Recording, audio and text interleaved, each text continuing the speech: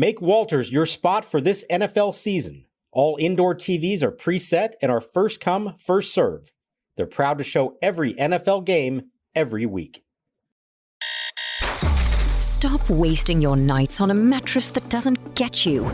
Experience the most comfortable mattress in the world. The Sleep Number Smart Bed. At the touch of a button, you can personalize your comfort. Choose firmer or softer.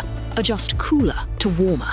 And right now, save up to $2,500 during our massive Labor Day event. Hurry into your local Sleep Number store today, because we have your number. There goes Cruz. Pitch is swung on and looped in the air, shallow center. This is going to fall in for a hit. Abrams will score. Cruz will keep on running and go to third. Nationals lead it 1-0 on a bloop single to left center field off the bat of Daylen Lile. That's Lile's 7th RBI of the series, his 73rd of the year. And the Nationals off to the lead here in Game 4 against the Rockies. The 1-2 pitch. Swing a long drive right field. Back in this one, Beck to the warning track. This one is soaring, and it's going to go on out of here. Off the facing of the second deck for Daylen Lile. He is homered again, and the Nationals lead it 4-1. That is Lyle's 3rd homer of the series, his 18th of the year. He is on quite a heater right now. That was a soaring high fly ball that caught another gear and just kept on carrying. Banged off the facing of the second deck above the Nationals bullpen. Here's Herget to Brady House. And this one a line drive base hit right field down the line. This one going toward the corner. Over to chase it down is Beck along the side wall. Lile tearing around third. He's coming home. He's going to score without a play. RBI double to right field for Brady House, and the Nationals tack on the insurance run and lead it 5-1. And welcome to Nats Chat, what is episode 1001 of this podcast. Good to have you with us. I'm Al Galdi, host of the Al Galdi Podcast. I'm joined by Washington Nationals insider Mark Zuckerman of NatsJournal.com. He is at Nationals Park. Thursday was August 27th. The Nats on Thursday afternoon did something that they had not done since August 9th, win a game in which their starting pitcher was not Cade Cavalli. A 7-1 win over the Colorado Rockies at Nationals Park on Thursday afternoon for a split of a 4-game series. This was the Nats' first win in a game in which their starting pitcher was not Cade Cavalli since a 7-1 win over the Cincinnati Reds at Nationals Park on August 9th. The Nats now are back to being 10 games below 500, 63 and 73 run differential of plus 12. The Rockies now are an MLB worst tying 52 and 82 with a National League worst run differential of minus 138. This episode of Nats Chat brought to us by Table to Mat, which you can count on for all of your nutrition and personal training needs. Table to Mat offers virtual and in-person nutrition services and personal training to the DMV area. You can email Table to Mat directly through the website tabletomat.com. That's the word table, the number 2, MAT.com. You also can call Table to Mat 240-388-2206. So consider this with the Nats offense lately. The Nats over their last 10 losses have totaled just 16 runs. The Nats over their last 10 wins have totaled 81 runs. How about that difference? Last 10 losses, 16 runs. Last 10 wins, 81 runs. The Nats on Thursday afternoon, 7 runs, 13 hits, which were 2 home runs, 3 doubles, and 8 singles, 6 walks. And the run total could have been even higher as the Nats went just 3 for 17 with runners in scoring position. But Mark, as we know, Nats manager Blake Butera, during his postgame press conference on Wednesday night, was critical of the Nats' effort in their 13-1 loss to the Rockies at Nationals Park on Wednesday evening, but a much better performance from his team in this game on Thursday afternoon. A much better effort that was on display basically from the get-go. Butera, much happier after the game, and the Nats avoid what would have been a pretty bad scenario, losing a 4-game series at home to the Rockies, at least able here to forge a 4-game split.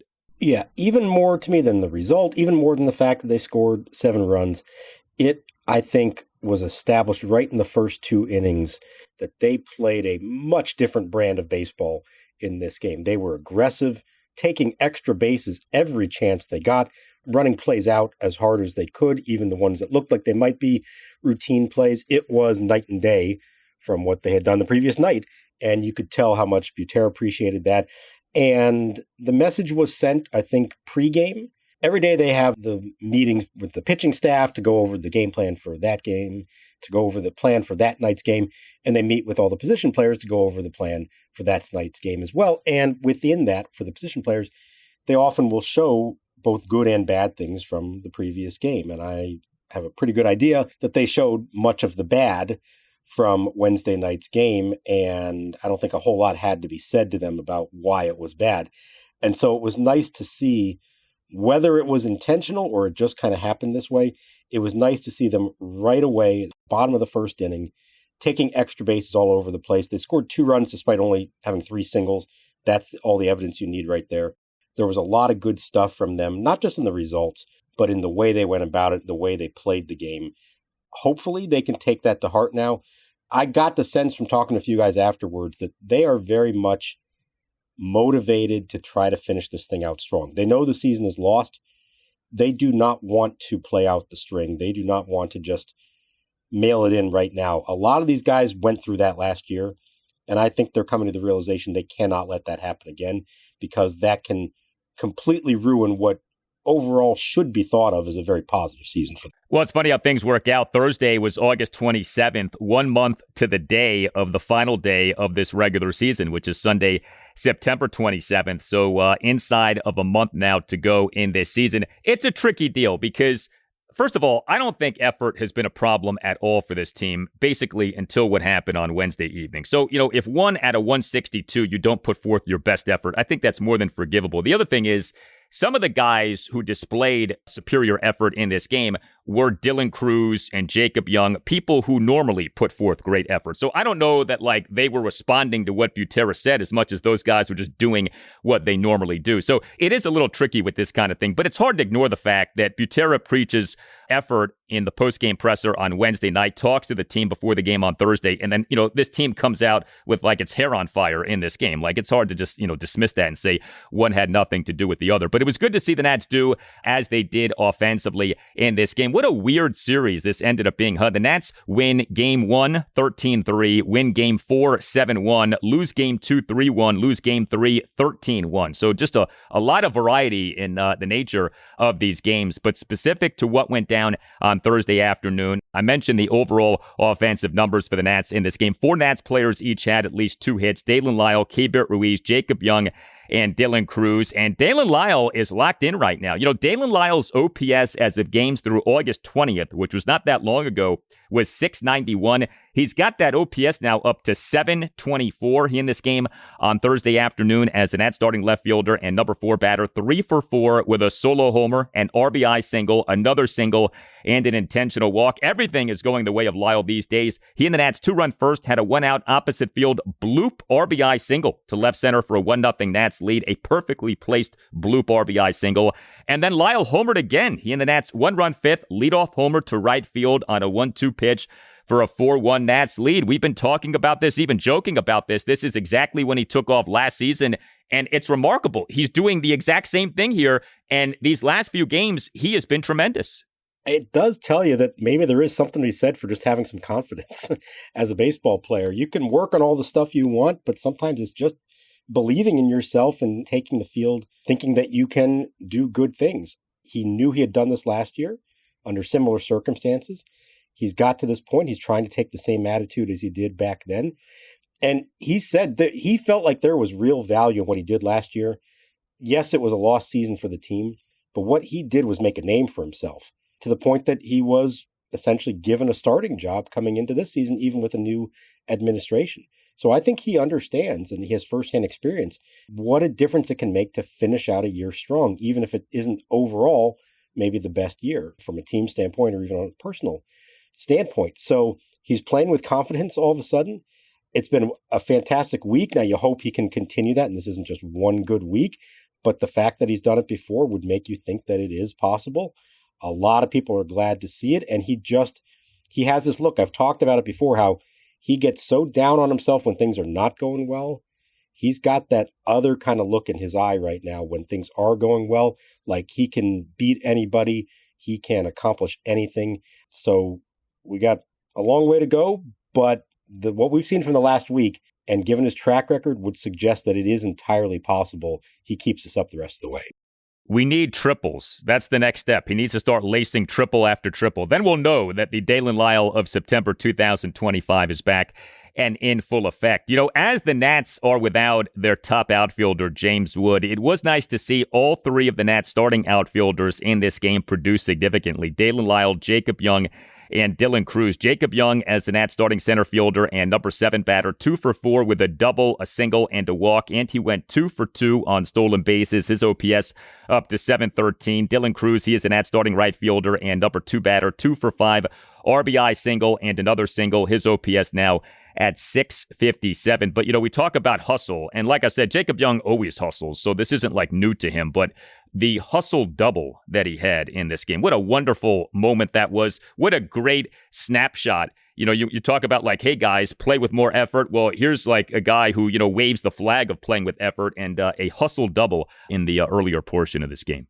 Because it was like the exact opposite thing that we had seen the night before when Andres Chaparro and Jose Tena didn't run hard out of the box. So it was great to see that from him, a guy who understands that he needs to be that kind of player to be successful in this league, because I know he's increased his power production this year, but that's not really his game. It's going to have to be using his speed once he makes contact. And so he recognized that. He stole 2 bases later in the game. This is really one of his better offensive games in a while. And yeah, those home runs are nice from him, but deep down, this is what he has to do on a regular basis, I think, to be a consistent offensive producer for them. And so to see him do that, set the tone for them in this game with that, I thought that was a really good sign. Jacob Young's overall stock in the organization, it has gone up with what he has done this season. Is it safe to say that? Yeah, I think so. They're probably coming into the year from the new administration was this idea of great defensive outfielder, but is he ever going to hit enough to be more than a 4th outfielder? And that's why a lot of people wondered, hey, would he be on the trade block at some point, that they would try to maximize what he could bring to another team that's contending because of his defensive abilities. And given all the outfield depth they supposedly had here, that maybe he'd get squeezed out. Well, look what's happened. James Wood obviously has taken off. Daylen Lile and Dylan Cruz haven't been as consistently good as you would hope. Others in the organization have not panned out the way they were supposed to. And so there has been ample playing time for Jacob Young this year. They have not found themselves needing to sit him all that much. And he's making the most of it. He has worked on his swing, producing harder swings, more power. You know, the other thing, I think he's been a better base runner. Remember, he went through that stretch a while back where he wasn't that good at stolen bases, actually. So I think you put that all together with the defense. And yeah, he clearly is a valuable player. And on this team, they've needed it because they haven't necessarily gotten it from the other outfielders that maybe they thought they would. Yeah, I mean, I would say of the big 5 in terms of outfielders coming into this season for the Nats, Robert Hassel III's stock plummeted, and he's now gone. Dylan Cruz's stock is down. Daylen Lile, it's interesting because the defense is much improved and the offense is picked up. So I still think there's plenty of time here for him to end up as a stock up guy. But Jacob Young, to me, is stock up, and James Wood is stock up. So it's interesting to see what has happened with each of the 5 big outfielders, you know, as we view them coming into this season. And, you know, who knows where we stand at the beginning of next season. But, yeah, I mean, Jacob Young now has gone from a guy who you viewed as, well, 4th outfielder, maybe they trade him, to now, you know, opening day once again, maybe he's out there as the Nats starter, and maybe moving forward, he's a guy who we should view as one of the Nats' top 3 outfielders. Yeah, I think there's the case for it, for sure. And, you know, they've used this to their advantage at times. With the DH, you can rotate guys around and allow James Wood to DH or Daylen Lile to DH, and that puts Young in the field as well. I think he's certainly done better against lefties. Against righties, it's still not a ton. And you've seen Butera a lot of times, happened the other night too, pinch hit for Young in big spots against righties. It's usually with Jose Tena hitting for him. I would say that's that next step. Young needs to show that he can be relied on in all situations, so that if he is in the lineup, you don't have that fear of him being pinch hit for late in the game. We'll see if it ever comes to that or not. But overall, I would hope that the front office and coaching staff has a more favorable opinion of him now than they did when they first met him coming into the season because he has done a lot of good things for them. CJ Abrams, in case you're curious, did not play second base in this game. He again was an starting DH and number one batter, 1 for 4 with a single and an intentional walk. This was his fourth game back from the sprained left ankle. And, I guess at this point, until that ankle is 100%, we need to stop, holding our breath on him playing second base. Did he do any work in the field prior to the game? Not that I saw. It was also a quick turnaround of the day game, so there weren't a lot of guys out there working pregame. I think Friday will be a good test. Night game, traditional pregame workouts.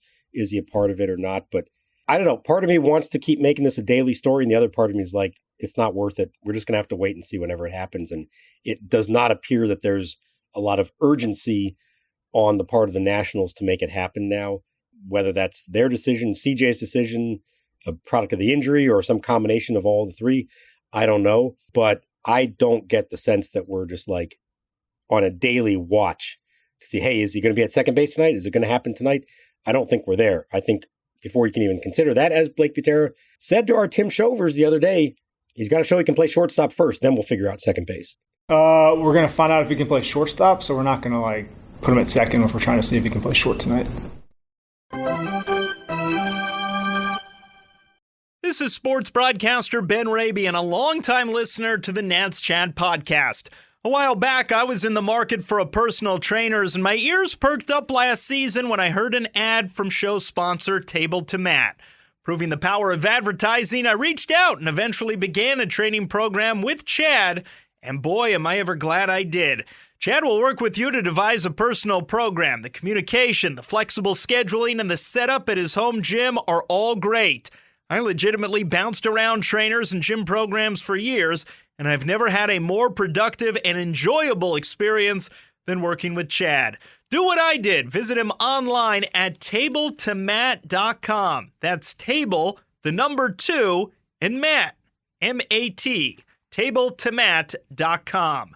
Reach out to Chad. Hear the terrific workout programs he can build for you. Plus, like you, he's a huge Nats fan. Hey, it's Ryan Reynolds here from Mint Mobile. Now, I was looking for fun ways to tell you that Mint's offer of unlimited premium wireless for $15 a month is back. So I thought it would be fun if we made $15 bills. But it turns out that's very illegal. So there goes my big idea for the commercial. Give it a try at mintmobile.com/switch. Upfront payment of $45 for 3 months, $90 for 6 months, or $180 for 12-month plan required. $15 per month equivalent. Taxes and fees extra. Initial plan term only. Greater than 50 gigabytes may slow when network is busy. See terms. Stop wasting your nights on a mattress that doesn't get you. Experience the most comfortable mattress in the world. The Sleep Number Smart Bed. At the touch of a button, you can personalize your comfort. Choose firmer or softer. Adjust cooler to warmer. And right now, save up to $2,500 during our massive Labor Day event. Hurry into your local Sleep Number store today, because we have your number. Rebalta delivers. Norby grounds one back to Rebalta. He spears it. He jogs toward first, and he will flip to Chaparro to end the ball game. Nationals salvage a series split with a 7-1 victory here this afternoon over the Colorado Rockies. Well, the Nats starting pitcher in this 7-1 win over the Rockies at Nationals Park on Thursday afternoon was Jake Irvin, and he had a really strange outing. You could argue that he did well.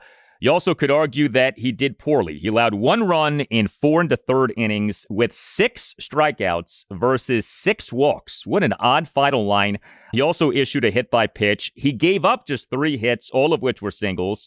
Over his 4 1/3 innings, threw a lot of pitches and a lot of balls. 94 pitches, 53 strikes, 41 balls. Irvin in the top of the third allowed a run on a single, 2 walks, and a hit by pitch. But what a strange outing. On the one hand, 1 run, 4 1/3 innings, 6 strikeouts. He gave up just 3 hits, all of which were singles. On the other hand, he issued a staggering 6 walks and a hit by pitch, and he threw just 53 strikes versus 41 balls. We had become accustomed to Jake Irvin having these Patrick Corbin-like outings, 4 runs in 6 innings. Something a little different on Thursday afternoon, so it was nice to see something different from him. But what did you think about this bizarro outing put forth by Jake Irvin?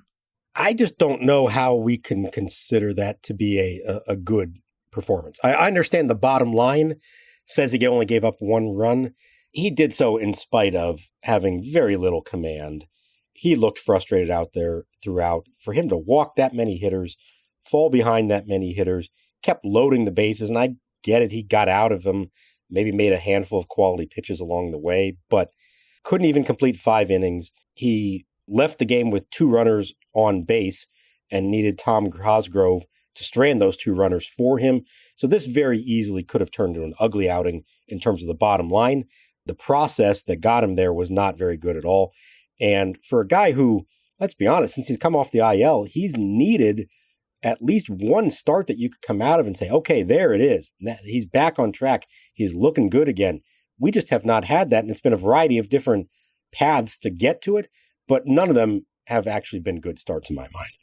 Yeah, I have been saying this. I don't know how you don't think this at this point, but I mean, he is such a non-tender candidate for this offseason. The only argument against that would be the Nats don't have many viable starting pitching options, but is he really a viable starting pitching option at this point with, you know, an ERA approaching 6 and off us having seen him for years now and him having struggled for years now? Yeah, this was a rough game for each team in terms of runners and scoring position. The Nats, as mentioned, 3 for 17. The Rockies went 1 for 10, so things could have been a lot worse for Jake Irvin. 17 games, all starts in this regular season, in which, remember, he was out for more than 2 months due to a right shoulder strain. ERA 5.62, whip 1.40. And the Nats relief pitching in this game was really good. 4 Nats relievers combined for 4 2/3 scoreless innings. Tom Cosgrove 1 2/3 scoreless and hitless innings with 2 swinging strikeouts.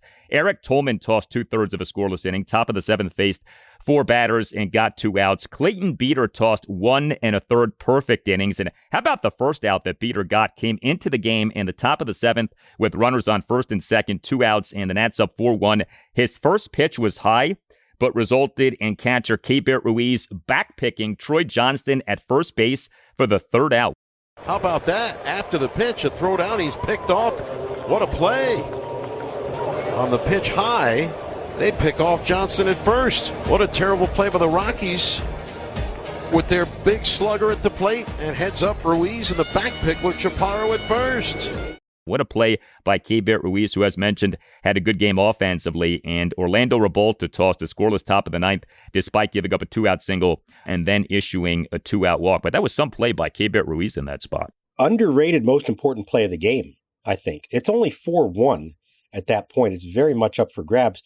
Rockies have 2 on, and they're sending the very dangerous Hunter Goodman up to bat as a pinch hitter. And so Butera counters with Beeter there in the 7th inning. We know Beeter has struggled here in recent outings. All of a sudden, you've got this feared home run hitter at the plate with a chance to tie the game on one swing. The pitch was nowhere close. It's way up and out of the zone, and you're thinking this could get ugly. But 100% props to Keibert Ruiz, who, whether it was him, the dugout, whoever that called for that or sensed it and pulled off the back pick. It's been a few years. He and Josh Bell used to do that all the time and had some great success with it. Has not been as much of a thing the last couple of years. I was so glad to see that. That was another example of being aggressive in a smart way that can help you. And in this case, it got Beeter out of a jam, and he didn't have to worry about facing Goodman in such a big spot. By the time he comes up again, he's leading off the 8th, nobody on base, far less of a threat to change the game in that sense. So I do think that back pick play, arguably the most important play of the entire game. Keibert Ruiz, how many other Nats are we talking about in terms of being in such a better place now as compared to a year ago? Cade Cavalli, for sure, is in that conversation. Luis Garcia Jr. was in that conversation prior to being traded, but Keibert Ruiz has taken a big step forward offensively. I mean, I mentioned his OPS. It's not far from 800. He has a chance to finish with an 800 OPS, and he has taken a step forward defensively. He has been better defensively this season. This is one of the great developments of this season, that Keibert Ruiz, maybe possibly ultimately here, is going to work out. Cade Cavalli and Keibert Ruiz, 2 guys who look like lost causes, massive step forwards with what each guy has done this season. It's a great point, and I think we tend to sometimes forget about how big of a year it's been for him. It's been a little streaky offensively. Like, he was red hot there for a while, and then he cooled off, but he's starting to get hot again, and you can't argue with the production, when you add it all up, and absolutely the defensive improvement. Like, let's remember, in his case, it wasn't just, is he going to be able to come back and be productive, but can he be healthy enough after all the concussions last year. We didn't know what his future was going to look like as a catcher. And then when they go out and trade for Harry Ford, we're all writing off Keibert Ruiz and thinking, well, that's it. He's no longer their long-term answer behind the plate. I'll tell you what, it's a really good thing that he has had the bounce-back season that he's had, because Harry Ford hasn't come close to looking like the top prospect that he was supposed to be. They have needed Keibert Ruiz to play at this level. And barring like a big change in how the final month of the season plays out, there is no doubt that Ruiz will go into 2027 as their number one catcher. How many of us really thought that would be the case entering spring training this year? I know I wasn't thinking in those terms. If you're like me, you're the kid who savored every last drop of sugary milk at the bottom of your cereal bowl while watching Saturday morning cartoons. Kachava's new flavor, Cinnamon French Toast, gives you a bit of that classic nostalgia. And I love that it's made with real cinnamon bark. It's a comfort flavor, but with benefits and without the sugary drawbacks. There's no artificial colors, flavors, or sweeteners. It's non-GMO, there's no soy, there's no animal products, no gluten, and no preservatives. But Kachava does provide all the nutrition your body craves in one deliciously simple shake with just 2 scoops. So treat yourself to a childhood favorite. Go to Kachava.com and use code SPORTS for 15% off your first order. That's Kachava, Kachava.com with code SPORTS. Stop wasting your nights on a mattress that doesn't get you. Experience the most comfortable mattress in the world. The Sleep Number Smart Bed. At the touch of a button, you can personalize your comfort. Choose firmer or softer. Adjust cooler to warmer. And right now, save up to $2,500 during our massive Labor Day event. Hurry into your local Sleep Number store today, because we have your number.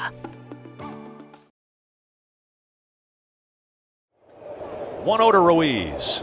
Swinging a high drive to right field, deep again. Going back to the warning track near the wall. He leaps and it's gone! Keibert Ruiz gets that one over the wall. The Nationals lead it 7-1. Home run number 9 for Keibert Ruiz. First, he fly to the warning track in right. Then he hit it off the top of the wall for a double. And this one he lofts over the wall for a 2-run homer. And the Nationals break it wide open. I'm looking ahead and asking you what I'm about to ask you, but I've been thinking about this. So when it comes to what the Nats should address this offseason, to whatever extent there is an offseason, obviously pitching is the number one need. But when it comes to position players, is there any position that you view as an obvious need? Any position that you view as something that Paul Taboni needs to address this offseason? Or not necessarily? Do you just deploy like all of the resources into pitching? What do you think about the team from a position player standpoint for this coming offseason? I think primarily you've got to focus on the pitching side of it, but I would not just say that the position player group is fine as is, both based on what they have here and still knowing what's coming up. I mean, yes, you do have some promising guys still that are on the verge of coming up here, but how many sure things are we talking about still among the 9 starting positions, including the DH spot? Catcher, you're feeling pretty good, but you don't know for sure, and we still don't know what's going to happen with Harry Ford. First base, you're hoping that Ortiz and Chaparro make for a good platoon, but Ortiz still needs to prove himself over the final month of this season. CJ Abrams, I guess we're presuming he's their second baseman next year. Is there a chance they might trade him? If so, what's the alternative? Nasim Nunez is not hitting at all. So you can say he plays great defense, but are you prepared to go into the year and say he's the shortstop? Is Seaver King part of that equation? Would you maybe think about a short-term stopgap if you're anticipating Eli Willits down the road? I think that's worth considering. Is Brady House your third baseman? I think he still has a lot to prove. And in the outfield, as we've just discussed, Dylan Cruz has a whole lot still left to prove. Daylen Lile, can he finish strong? You're feeling better about that. Jacob Young, you're feeling better. I do think there are holes there that you would like to go address. And in a perfect world, somebody with a track record already in the big leagues. It's wonderful to think you can go find the next Curtis Mead, but maybe it's not as easy to do that as we all thought it was. And as good as this front office and coaching staff seems to be, it's not a guarantee they can just turn anybody into a productive player. So I would be curious whether it's at third base, shortstop, the outfield. I feel like there is still a need for another proven hitter of some type. And I'll be curious how they approach that this winter. I'm also interested to see, do we see any of these disappointing players get dealt? Like, is it possible we see Dylan Cruz get traded or we see Brady House get traded? I think that's something to wonder about. But yeah, pitching is the obvious need, but the position players, you could argue that you shouldn't do much. But as you just covered, you could actually make the case, no, actually, there's a good bit to be doing here, depending on how much the organization believes in these guys. So next up for the Nats is a 4-game wraparound series against the Miami Marlins at Nationals Park. The Nats have listed the following starting pitchers as probables for the series. Game 1, Friday evening at 6:45, Jackson Kent. Game 2, Saturday afternoon, 4:05, Cade Cavalli. Game 3, Sunday afternoon at 12:15, Andrew Alvarez. And Game 4, Monday evening at 6:45. The Nats starting pitcher is to be announced, as this has become our new game, a to-be-announced starting pitcher for the Nats in an upcoming series. Who will it be? You talked about fatigue with the CJ Abrams situation. I'm kind of getting fatigue with the mystery starting pitcher. At this point, I don't know. Does it really matter anymore? Start a reliever, start a call-up. The anticipation has kind of been lost, at least for me at this point when it comes to that. Yeah, I'm with you. At this point, bring Levon Hernandez out of retirement. Let's see what he can do. I don't know. It's not that whoever they put out there might not be intriguing, because there could be somebody who has a future here.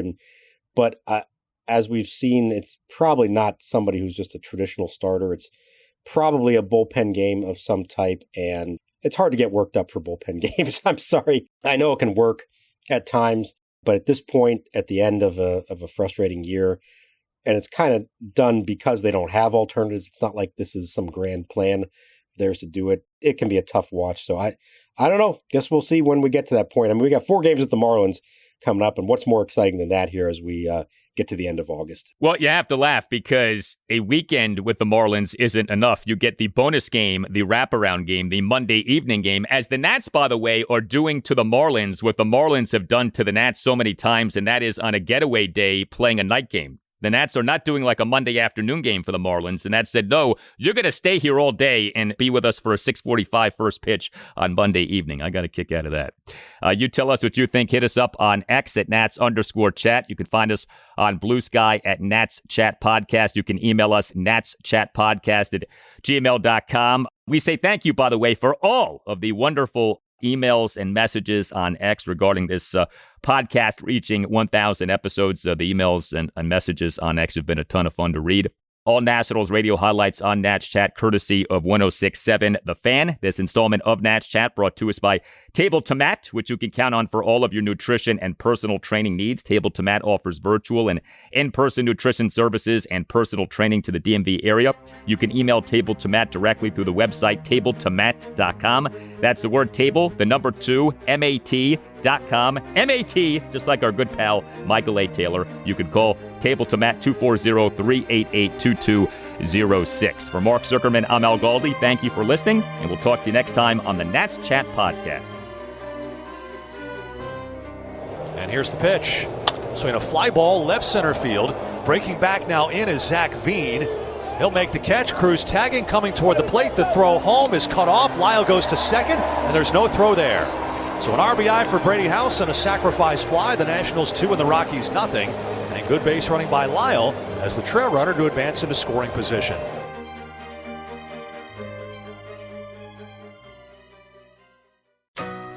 Shop the Sherwin-Williams Labor Day sale and get 35% off paints and stains August 28th through September 9th. Whether you're refreshing your interior or exterior, we've got the colors to bring your vision to life. And with delivery, getting everything to your door is easier than ever. Shop online to have it delivered or visit your neighborhood Sherwin-Williams store. Click the banner to learn more. Retail sales only. Some exclusions apply. See store for details. Delivery available on qualifying orders.